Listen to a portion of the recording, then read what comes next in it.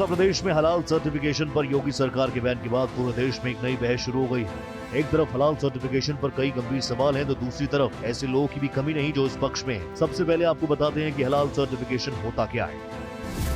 Meet और non meat product का हलाल सर्टिफिकेट किया जाता है। शाकाहारी प्रोडक्ट्स के लिए भी हलाल सर्टिफिकेशन होता है। इस्लामी कानून के अनुरूप तैयार प्रोडक्ट्स का होता है हलाल सर्टिफिकेशन। निजी कंपनियां करती हैं हलाल सर्टिफिकेशन। सर्टिफिकेशन के लिए ली जाती है मोटी फीस। योगी सरकार के फैसले के बाद कई लोग इसके बचाव में भी सामने आ गए। देखिए, लखनऊ के एक व्यापारी द्वारा जिस तरीके से हलाला सर्टिफिकेट को लेकर प्रार्थना पत्र दिया गया, जिसपे मुकदमा लिखा गया है, पुलिस उस प्रार्थना पत्र की जांच करेगी, गुण दोष के आधार पर उसमें विवेचना आगे बढ़ेगी। इसलिए ये पुलिस की विवेचना का विषय, समाजवादी पार्टी को इस पर अभी कोई टिप्पणी नहीं करनी है।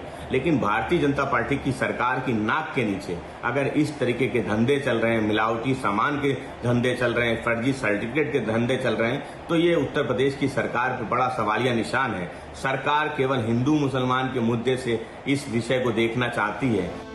इस बीच सबसे बड़ा सवाल यह है कि गैर सरकारी कंपनी देश में किस तरह इस तरह के सर्टिफिकेशन जारी कर सकती है। इसके पीछे हजारों करोड़ का खेल है। आपको बता दें कि हलाल उत्पादों का वैश्विक बाजार 7.5 लाख करोड़ से अधिक का है।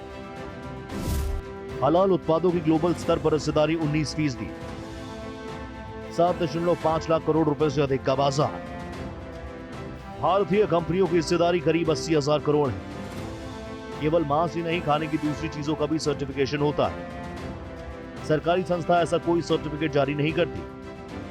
बीजेपी अब इस मुद्दे पर सवाल खड़े कर रही है। लगातार कई दिनों से ये शिकायत मिल रही थी कि खाद्य पदार्थों पर, कपड़ों पर हलाल सर्टिफिकेट किया जा रहा है।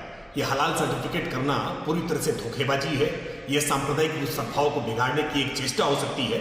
और इसकी जब शिकायतें मिल रही थी तो उत्तर प्रदेश के मुख्यमंत्री योगी आदित्यनाथ जी ने इसका संज्ञान लिया है और संज्ञान लेकर के एक एफआईआर दर्ज कराई है। एफआईआर के आधार पर इसकी जांच होगी कि कौन लोग हैं और किस मंशा के साथ ये हलाल सर्टिफिकेट देने का प्रयास कर रहे थे। हलाल सर्टिफिकेशन मामले में हजरतगंज थाने में दर्ज एफआईआर की जांच अब यूपी एसटीएफ करेगी। सबसे बड़ा सवाल ये कि क्या इस पैसे का इस्तेमाल आतंकी संगठनों को फंडिंग में हुआ। यूपी एसटीएफ इस मामले की भी जांच करेगी। इसके लिए जल्द ही एसटीएफ की टीमें चेन्नई, मुंबई और दिल्ली स्थित हलाल सर्टिफिकेट देने वाली कंपनियों के दफ्तर तक पहुंचेगी। इसके अलावा ये मामला सुप्रीम कोर्ट तक पहुंच चुका है। सुप्रीम कोर्ट में 2020 में याचिका दाखिल। हलाल सर्टिफिकेशन के खिलाफ याचिका। हलाल सर्टिफिकेशन पर रोक की मांग। गैर मुस्लिमों के अधिकारों के हनन का आरोप। सबसे बड़ा सवाल ये कि हजारों करोड़ के इस खेल का मास्टरमाइंड कौन और ये पैसा कहां इस्तेमाल हो रहा है। क्या इस तरह एक संप्रदाय के लिए खास सर्टिफिकेशन की व्यवस्था को मंजूरी दी जा सकती है। Bureau report, Bharat express.